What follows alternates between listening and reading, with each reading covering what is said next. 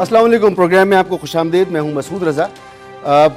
Overseas convention से आज का प्रोग्राम शुरू करते हैं, जहां आर्मी चीफ का खिताब बड़ा दबंग किस्म का खिताब था और उसकी कुछ झलकियां भी आपको दिखाता हूं। उनका खिताब सुनकर ऐसा लगा कि जिस तरह एक सियासी लीडर की एक कमी महसूस हो रही है इस वक्त, वो कमी जाहिर सी बात है आर्मी चीफ तो पूरी नहीं कर सकते, लेकिन उन्होंने बड़े मुदल्लिल अंदाज से और बड़े जज्बाती अंदाज से पाकिस्तान के मसाइल की न सिर्फ निशानदेही की बल्कि उस अज़्म का इआदा किया जिस अज़्म का इआदा ऊपर की सतह पर मुल्क चलाने वाले हुकूमत, सियासतदानों की तरफ से, कौमी लीडरशिप की तरफ से नज़र आना चाहिए। लेकिन बदकिस्मती से कोई सियासतदान, कोई मुल्क का बड़ा लीडर, इवन वज़ीर आज़म तो इस तरह की तकरीर नहीं कर सके, लेकिन आर्मी चीफ ने की।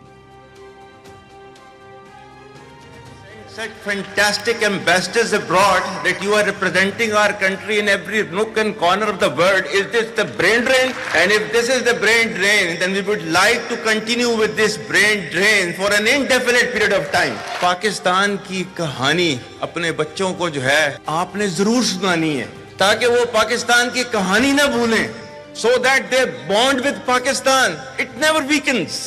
Whether it is the third generation or the fourth generation or the fifth generation, they know that what Pakistan is for them. आज तक इंसानियत की तारीख में सिर्फ 2 रियासतें हैं जो कलमे की बुनियाद पर बनी हैं। पहली जो थी उसका नाम है रियासत तैयबा, जो आज जिसको मदीना अल मुनव्वरा कहा जाता है, और दूसरी रियासत जो है वो उसके 1300 साल के बाद अल्लाह ताला ने ये आपकी बनाई है कलमे की बुनियाद के ऊपर। They must hear me very clearly now. You think terrorists they can take away the destiny of the country from us? If 1.3 million Indian army with all their wherewithal, if they cannot intimidate us and they cannot coerce us, these terrorists can subdue the armed forces of Pakistan. और बलूचिस्तान जो है, जो कि पाकिस्तान की destiny है, ठीक है, जो कि पाकिस्तान के माथे का झूमर है, तुम 1500 बंदे कहोगे कि जी हम इसको ले जाएंगे, तुम्हारी अगली 10 नस्लें भी नहीं लेके जा सकती। इंशाल्लाह you will see that we will beat the hell of these terrorists very soon. इसी जज्बे, इसी जोश और इसी कन्विक्शन की ज़रूरत है कौम को जो आर्मी चीफ ने दिया। अब सवाल ये पैदा होता है कि सियासी हुकूमत वो क्या कर रही है, उसकी क़यादत क्या कर रही है, उसकी तरफ से इस तरह के बयानात, सख्त बयानात, भरपूर जवाब हमें क्यों नहीं मिलते। दूसरी तरफ मईशत के बारे में एक हुकूमत बता रही है कि बहुत अच्छी मईशत हो गई, बिल्कुल नंबर्स नज़र आ रहे हैं, पाकिस्तान की रेटिंग्स बेहतर हो रही हैं। लेकिन सवाल ये है कि क्या ये सब उसी साइकिल का हिस्सा है, उसी साइकिल की तरह है जो हम हर 5 साल के अंदर 1 या 2 मरतबा देखते हैं। जब हम IMF से कर्ज़ ले लेते हैं, दूसरे ममालिक से कर्ज़ ले लेते हैं, वर्ल्ड बैंक से, एशियन डेवलपमेंट बैंक से, जहाँ जहाँ से हमें कर्ज़ मिल सकता है, बॉन्ड्स भेज देते हैं, तो फिर एक खुशहाली से हमें नज़र आने लगती है। ये वही खुशहाली है जिसकी बड़ी तशहीर की जा रही है, या ये वाकई जेन्युइन खुशहाली है और पाकिस्तान में मईशत का पहिया चल पड़ा है। पेट्रोल के प्राइसेस कम हुए क्रूड ऑयल के इंटरनेशनल मार्केट में, तवक्को ये की जा रही थी और हुकूमत ने भी कहा था कि कोशिश करेंगे कि इसका जो फ़ायदा है वो पास ऑन करें, लेकिन IMF से जो हमने एग्रीमेंट किया हुआ है हम उसकी वजह से ऐसा कर नहीं सकते। मगर वज़ीर आज़म ने कहा कि हम ये पैसा जमा करेंगे और इससे बलूचिस्तान में सड़क बनाएंगे। तो सड़क बनाने के लिए हुकूमत के पास पैसे नहीं हैं, नौकरियां नई पैदा नहीं हो रही हैं, एक आम आदमी की ज़िंदगी में कोई फ़र्क आ नहीं रहा है, तो फिर ये जो फील गुड फैक्टर गवर्नमेंट ने क्रिएट किया है इसकी क्या हैसियत है। हुज़ैफ़ा रहमान साहब हमारे साथ मौजूद हैं, वज़ीर मुमलिकत हैं और रहनुमाए मुस्लिम लीग नून के। सर बहुत शुक्रिया आपका। इख्तियार बेग साहब रहनुमाए पाकिस्तान पीपल्स पार्टी के और अली बुखारी साहब रहनुमा तहरीक इंसाफ के। अली बुखारी साहब आपसे ही शुरू करता हूँ कि आर्मी चीफ का भी मैंने जिक्र किया, उनकी कन्विक्शन का भी हमने जिक्र किया, उनकी हमने गुफ्तगू आपको सुनाई। ये जज्बा, ये अंदाज़, ये विज़न हमें हमारी क़यादत में, जो सिविल क़यादत है उसमें नज़र नहीं आता, इसकी क्या वजह है? बिस्मिल्लाहिर्रहमानिर्रहीम, अल्लाहुम्मा सल्ली अला मुहम्मदिन व आले मुहम्मद। बहुत शुक्रिया आपने। देखिए यार, 2 चीज़ें हैं बड़ी क्लियरली। एक्चुअली मुझे थोड़ी सी आपकी आवाज़ सही नहीं आ रही, इसलिए मैं उनकी तकरीर को सुन नहीं सका, लेकिन जो आपका क्वेश्चन है वो मुझे आवाज़ आई उसकी। देखें, जब आप मुल्क की मेन क़यादत को, जो पूरे पाकिस्तान को रिप्रेजेंट करती है, जो चारों सूबों में, GB में, गिलगित बल्तिस्तान में, फेडरल एरिया में रिप्रेजेंटेशन लेके बैठी हो, उसको अगर आप जेल में डाल देंगे, किसी को हडियाला जेल में डाल देंगे, किसी को कोट लखपत जेल में डाल देंगे, तो फिर आपका सवाल तो वैलिड बन जाता है कि आप जब हकीकी क़यादत को जो है जेल में डाल देंगे, हकीकी MNAs को हमारी तरह बाहर बैठा देंगे 50-50 हज़ार वोट से जीत के, और पाकिस्तान के सबसे पढ़े लिखे इलाके से, इस्लामाबाद से, और एक जाली लोगों को, फर्जी लोगों को, फॉर्म 47 की पैदावार को असेंबली में बैठा देंगे, तो फिर तो आपका क्वेश्चन वैलिड है। लेकिन आपका क्वेश्चन खुद ही अपना जवाब भी दे रहा है साथ ही, कि जब real representation of the people assemblies में नहीं होंगी, तो उनकी जगह जो रिप्लेसमेंट भेजी जाएगी या रखी जाएगी वो लोगों की रिप्रेजेंटेशन नहीं है, तो वो लीडरशिप भी नहीं है। जब लीडरशिप खड़ी होती है तो उसके साथ अवाम खड़ी होती है। जब लीडरशिप बोलती है तो उसको अवाम को रिप्रेजेंट करती है। वो रिप्रेजेंटेशन ही नहीं होगी तो आप कैसे कहेंगे कि जी किसी किस्म का जो है वहां पर लीडरशिप की फुकदान है। जिस रियल अगर आप लोगों को पाबंद सलासल रखेंगे, पाकिस्तान में तो वो कभी भी नहीं होती। जब आपकी हुकूमत थी तब भी नहीं थी। सॉरी, मुझे आवाज नहीं है आपकी। जी, मेरी आवाज आ रही है आपको? जी, अब आ रही है जी। जिस रियल रिप्रेजेंटेशन की आप बात कर रहे हैं वो तो आपके दौर में भी नहीं थी, उससे पहले भी नहीं थी, और पाकिस्तान में शायद ही कोई इलेक्शन, मेरे ख्याल में कोई इलेक्शन ऐसा नहीं है जो उसी तरह का ना हो, कम व बेश जैसा फरवरी 2024 में हुआ। तो ये तो मामला नहीं होता ना, जो लोग आते हैं वो फिर भी फाइट करते हैं। देखिए ना, इस पे ना मैं थोड़ा सा मैं एक दो चीज़ें ऐड कर दूं।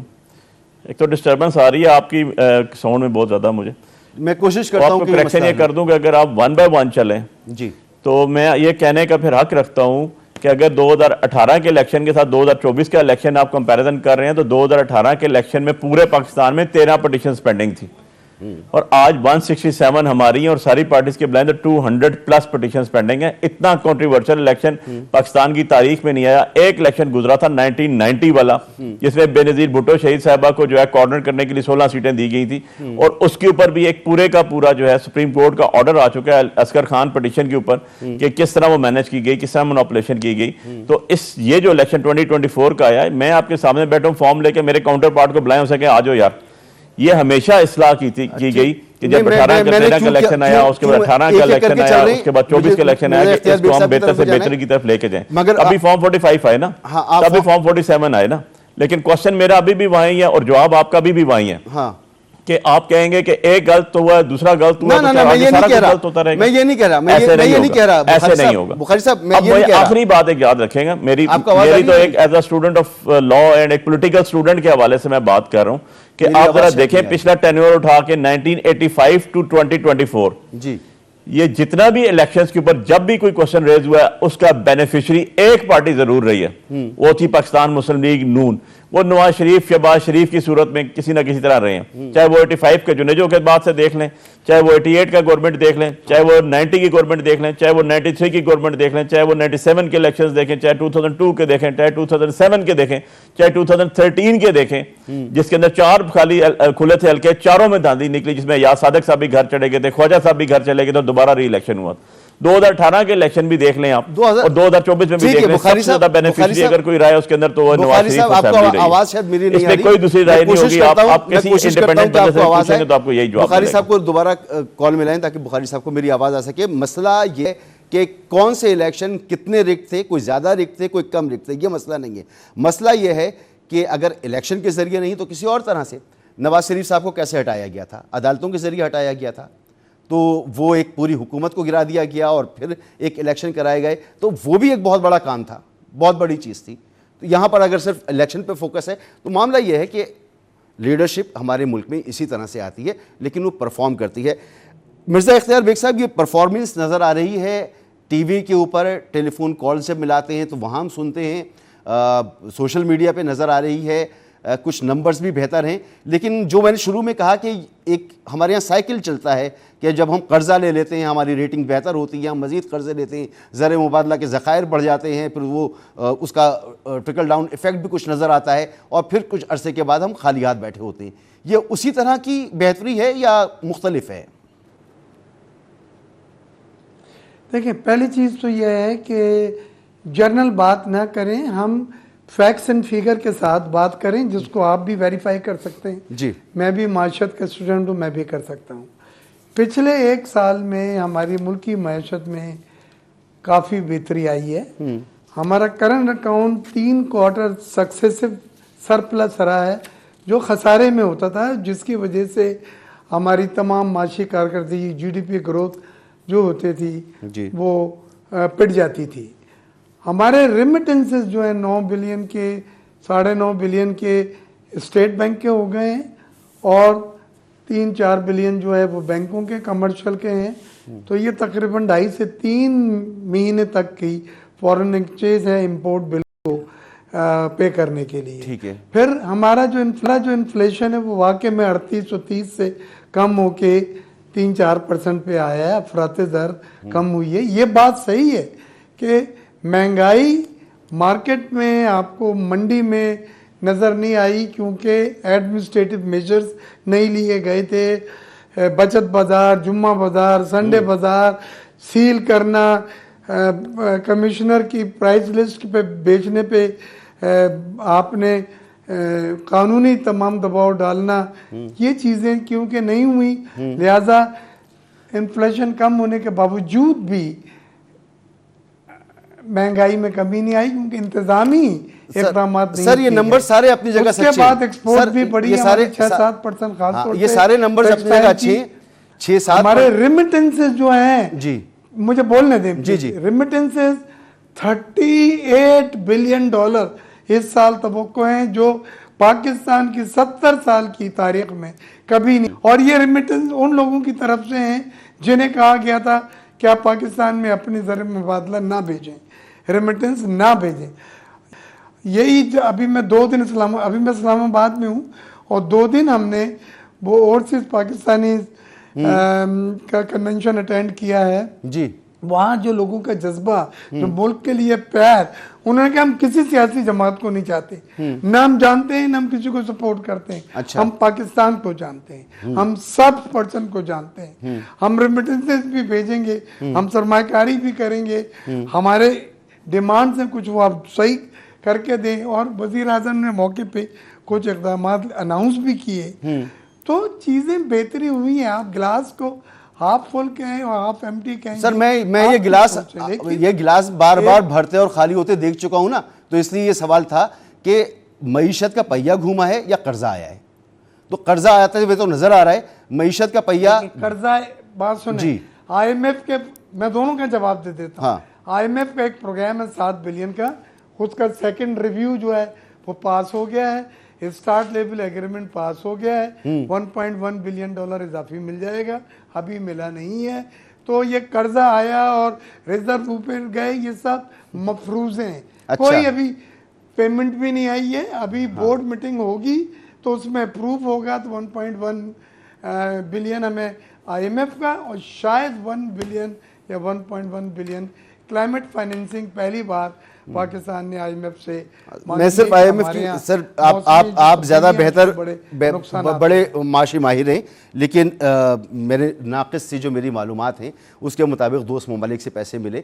चलें हुज़ैफ़ा साहब से हम पूछ लेते हैं। हुज़ैफ़ा साहब, बहुत शुक्रिया आपका, आपने वक्त निकाला।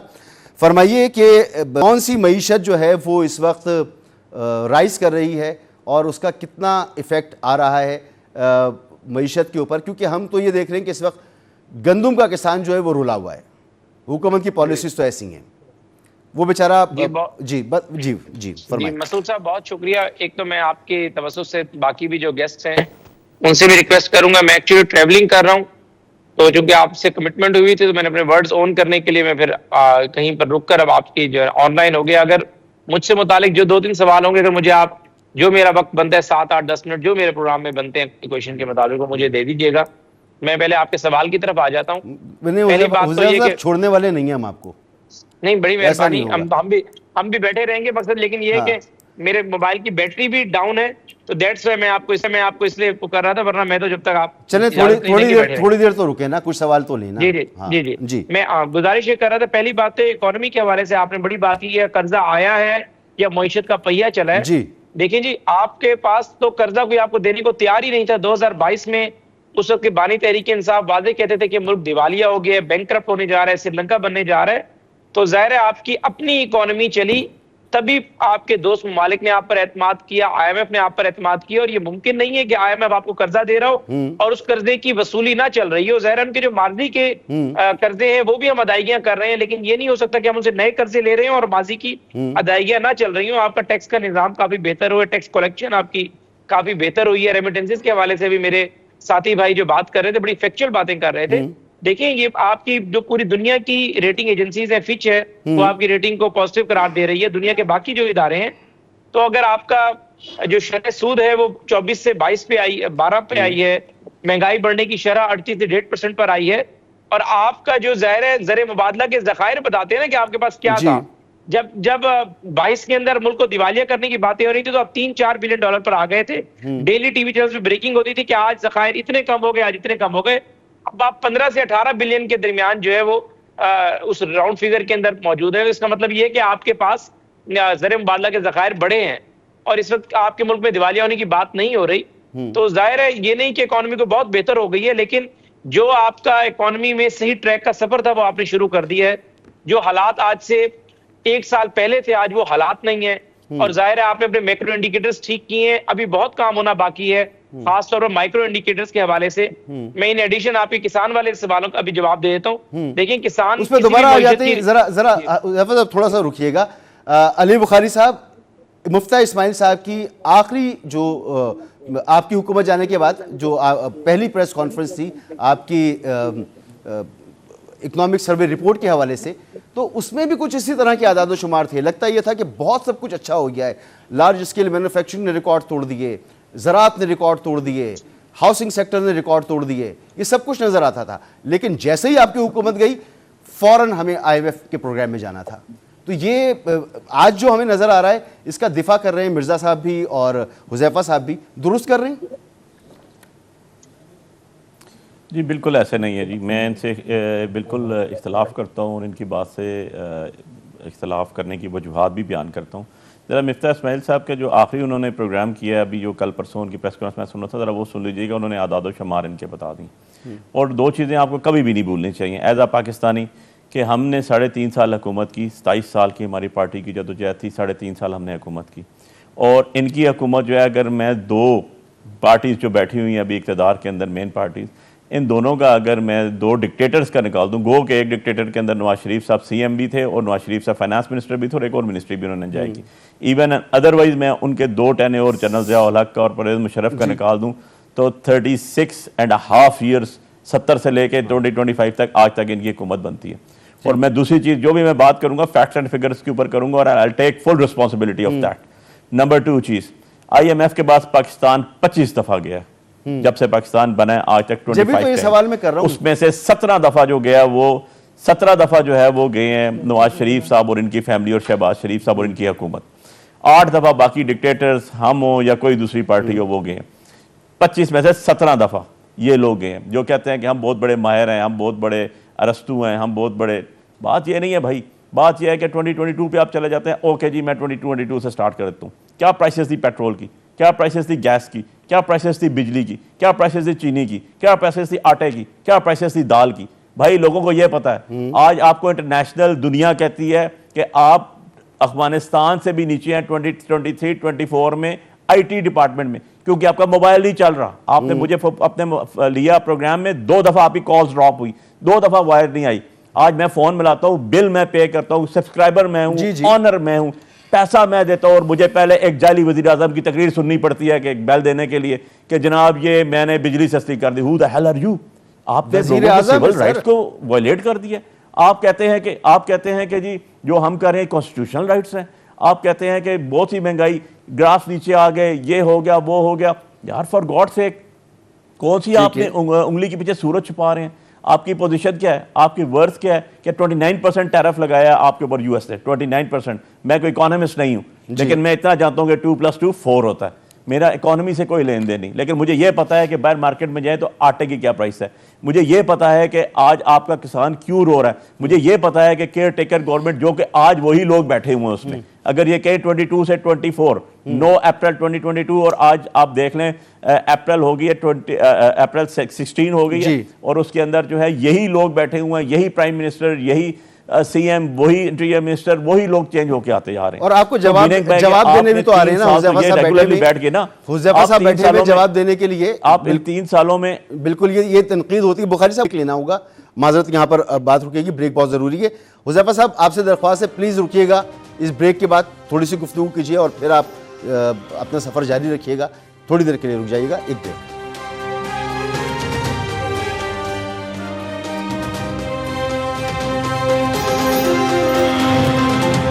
वेलकम बैक जी। मिर्ज़ा साहब अगर आप इजाज़त दें तो मैं हुज़ैफा साहब के बाद आ जाऊं, क्योंकि बारी तो वैसे आपकी बनती थी। मुझे भी I am very tired up, अगर आप प्लीज मुझे भी चलें जी। आप इस पर क्या रिस्पॉन्ड करना चाहेंगे जो अभी गुफ्तगू की जनाब अली बुखारी साहब ने, और मेरा भी ये मानना है कि जी मईशत, अली बुखारी साहब से मईशत में कहाँ बेहतरी हम वाज़े तौर पर दिखा सकते हैं अपने लोगों को। देखें मैं अली बुखारी साहब से ये नहीं कहूँगा कि सब कुछ अच्छा हो गया, लेकिन मईशत ने रिबाउंस किया है बहाली की तरफ। हमारे क्रेडिट रेटिंग एजेंसी जो फिच है, 3 दुनिया में क्रेडिट रेटिंग एजेंसी है, फिच, ठीक, स्टैंडर्ड एंड पुअर्स, मूडी।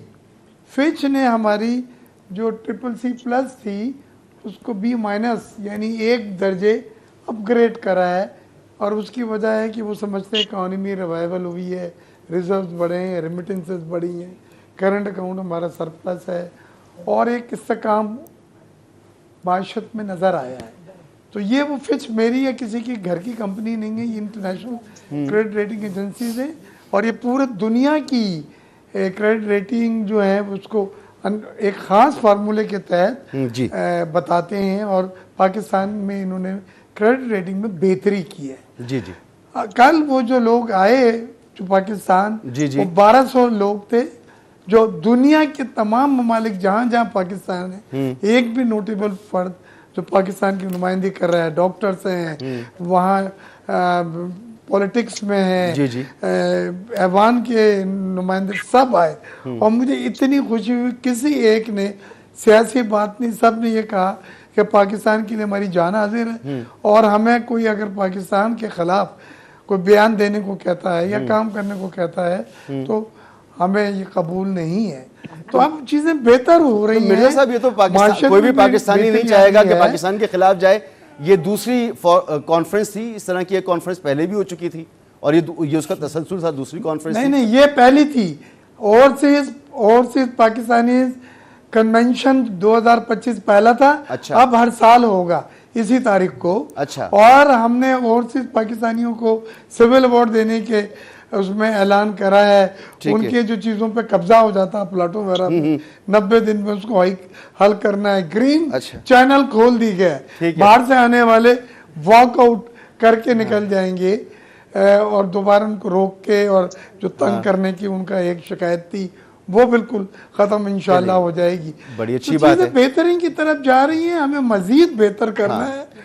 ठीक है, बेहतर बिल्कुल आपका पॉइंट आ गया कि मजीद बेहतरी की तरफ जा रही है। लेकिन हुज़ैफा साहब, मुझे ये इस बात का जवाब नहीं मिल रहा कि मईशत में बेहतरी किन किन सेक्टर्स में है जो हम बता सकते हैं। मेरा सवाल अब भी वहीं पर है जिसका जवाब मुझे नहीं मिल रहा कि कर्जे हमने लिए हैं, हमारी रेटिंग बेहतर हो गई, अब हम मजीद कर्जे ले सकते हैं। That's it. जी बहुत शुक्रिया। मैंने आपका सवाल बड़े तहम्मुल से सुना, मेरे भाई बुखारी साहब ने भी जो गुफ्तगू की मैंने बड़े तहम्मुल से सुनी। लेकिन मैं इतना कहूँगा कि हज़रत अली का कौल है कि इंसान की शख्सियत जो है उसकी ज़बान के नीचे पिन्हा होती है। तो मैं कोशिश करूँगा कि मैं वो बात करूँ जो मुदल्लल हो और इशू के ऊपर रहूँ, क्योंकि मेरा मकसद आपके व्यूअर्स को कन्विंस करना है ना, और आपको भी कन्विंस करना है, ज़रा आप एक न्यूट्रल रहे। बाकी ना मेरी गुफ्तगू सुन के बुखारी साहब रूम में आ जाना, ना उनकी गुफ्तगू सुन के मैंने पीटीआई में चले जाना। लेकिन मैं फैक्चुअल बात जरूर करनी चाहिए ताकि जो आपके व्यूअर्स सुन रहे हैं कम से कम वो एवेल्युएट कर सकेंगे मैं क्या बात कर रहा हूँ। पहली बात तो है कि कभी को अगर कुछ लाल कहना शुरू कर दे तो मैं इससे क्या कर सकता हूँ, या कभी को सफेद कहना शुरू कर दे।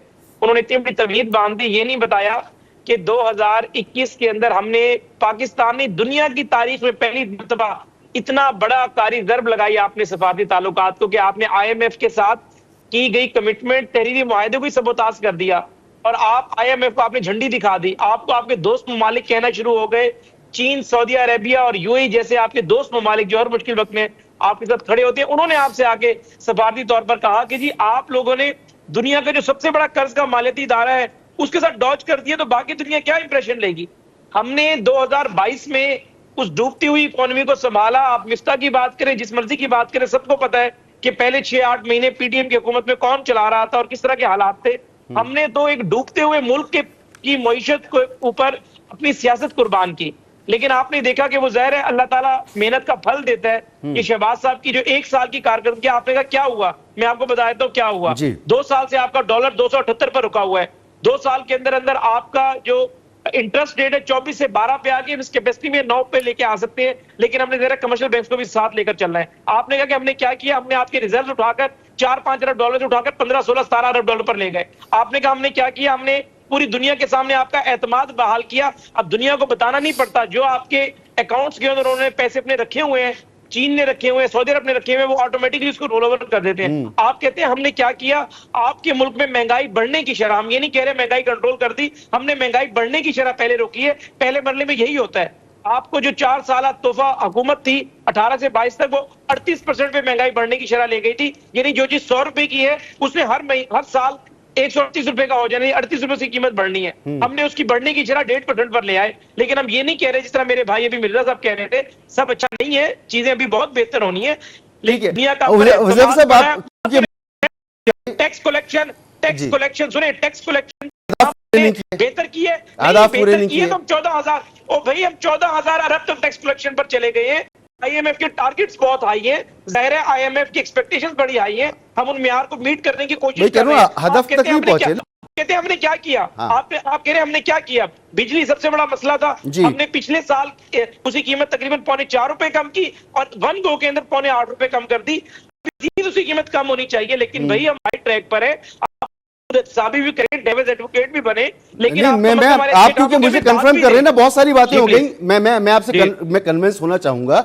मुझे ये भी तो ये आप आपको नहीं कंफर्म कर, आपने कहा ना, नहीं वो कहते हैं सुनाया बेटी को, नहीं आपने कहा कि हमारे नाजरीन को भी कन्विंस करना है, मुझे भी कन्विंस करना है।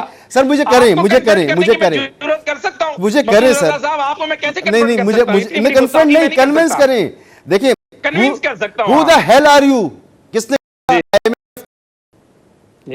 क्यों, कौन उस वक्त IMF को खफा करके पाकिस्तान को डिफॉल्ट के दहाने तक लेके गया था, और फिर हमें स्टैंड बाई प्रोजेक्ट क्यों लेना पड़ा था, जिसमें हमारी जरूरत बराबर कोई सुनी नहीं गई। साथ एक पेपर ऐसे फेंका गया, कहा टेक इट और लीव इट। ठीक है, मुश्किल तरीन फैसला है। क्यों हुए? गलत पॉलिसी की वजह से। सर अगर मैं एक चीज सिर्फ जानना चाह रहा हूं ना सर, आप बताएं लार्ज स्केल मैन्युफैक्चरिंग कहां है? किसान आज क्यों रोल रहा है? मुझे ये बताएं कि ज़राअत में कौन सी बम्पर डंपर क्रॉप कर दी आपने। मुझे बताएं कि स्मॉल इंडस्ट्रीज का क्या हाल है इस वक्त।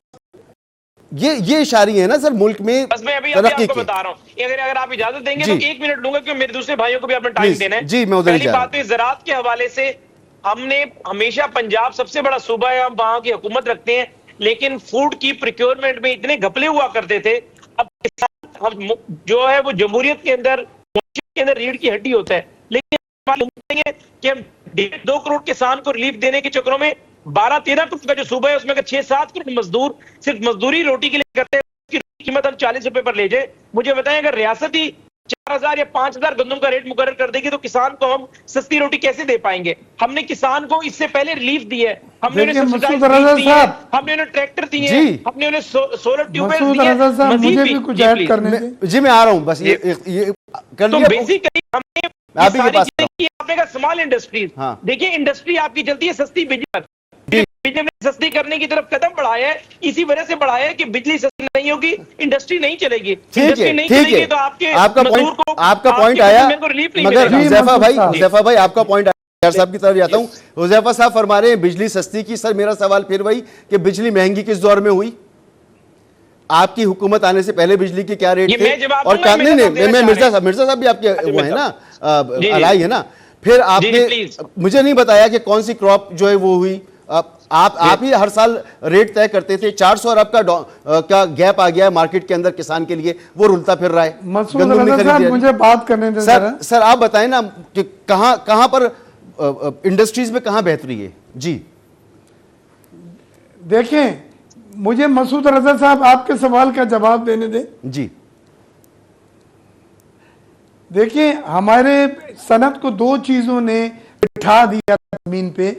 एक हायर मार्कअप जो 22% डिस्काउंट होने की वजह से 23 और 24% बैंक चार्ज कर रहे थे, कोई सनत नहीं चल सकती थी। और दूसरा बिजली के रेट जो 17-18 सेंट्स थे, जबकि खत्ते में हमारे मुकाबलाती हरीफें जो बांग्लादेश है, जो वियतनाम है, कंबोडिया है, इनके 8 सेंट थे, 8 सेंट। लिहाजा उन्होंने आईपीपी से हमारे कहने पे नेगोशिएशन शुरू की और ये इतना बड़ा जुर्मंदाना फैसला था कि 5 आईपीपी टर्मिनेट किए, 14 का mode of payment capacity charges से चेंज करके टेक एंड पे किया। बोगास में करप्शन थी, दुगना टैरिफ था, उसको आधा किया, लोकल कोयले को उसमें लाए और बिजली के जो एग्रीमेंट आईपीपी से उससे 1500 अरब रुपए सालाना बचत की। और ये बिजली की बचत कहा जा रहा था कि इससे हम रेजिडेंशियल कंज्यूमर और इंडस्ट्रियल कंज्यूमर के टैरिफ कम करेंगे, और वो हुआ। इतना नहीं हुआ जो हम 8 सेंट 9 सेंट कह रहे थे, लेकिन 10-11 सेंट कंपेटेबिलिटी नहीं आई ना सर। मैं यही तो अर्ज कर रहा हूं, इसकी वजह से ये एक बहुत बड़ा। जी बिल्कुल आप दुरुस्त कह रहे हैं मिर्जा साहब, कंपेटेबिलिटी नहीं आई। हम ये दो चीजों ने इंडिया आपकी सनत को ली, आपकी एक्सपोर्ट को बढ़ाया, आपकी जो लार्ज स्केल मैन्युफैक्चरिंग, इसमें टेक्सटाइल की सनत में 8% इजाफा हुआ सर। ये चीजें थी 8%, जो मैं कह सकता हूं कि अली बुखारी साहब आखिरी जुमला बोलने जी बोलिए, आखिरी जुमला बोलिए। पीपी ये आईपीपी से नेगोशिएशन शुरू की थी, लेकिन आगे उनकी विल नहीं थी, हाथ उठा लिया। अब सर ये विल का तो किसी के दिल के हाल को नहीं पता। मैं पीटीआई की कोई तारीफ करना चाहता हूं, ना आपके कोई वो करना चाहता हूं। मैं तो फैक्ट्स पे बात कर रहा हूं कि नंबर्स इतने सिग्निफिकेंट हैं या नहीं है। बुखारी साहब, हुकूमत जो बिजली ये पेट्रोल की जो कीमत है इस पर लेवी लगाकर बलोचिस्तान में सड़क बनाएगी, उसके पास इसके पैसे नहीं हैं। मैं इसी बात पे तो मुस्कुरा रहा हूँ। मुझे बड़ी हैरत हो रही है कि देखें, आप कर्जा लेते हैं और कर्जे की किस्त वापस करते हैं। एक सेट से कर्जा लेते हैं, दूसरी सेट से वापस लेते हैं। बात बड़ी सिंपल सी है यार, ये कोई रॉकेट साइंस नहीं है। ये 2+2 4 है। मुझे बता दें आपके फैसलाबाद की इंडस्ट्री किधर गई। मैं एक दो आपको मेन इंडस्ट्रियलिस्ट की बात बता दूं, वो किधर गई। 17 सपना मिल्स वगैरह पाकिस्तान की बहुत मशहूर वो इंडस्ट्री थी, खत्म। आपकी लॉरेंसपुर किधर है, खत्म। आपके इंस्ट्रूमेंट्स जो बनते हैं, सर्जिकल इंस्ट्रूमेंट्स सियालकोट के अंदर, खत्म। मुझे एक ब्रेक के लिए कहा जा रहा है, इस ब्रेक के बाद आप कंटिन्यू कर लें प्लीज। मैं एक मुख्तसर से ब्रेक लीजिए।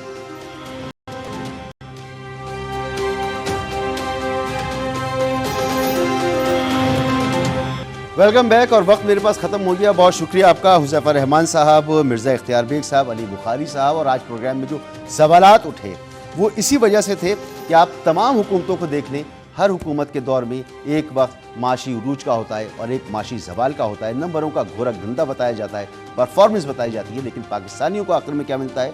गुर्बत और मज़ीद गुर्बत। खुदा करे कि इस दफ़ा सच बोला जाए, झूठ ना बोला जाए। इजाज़त दीजिए, अल्लाह हाफ़िज़।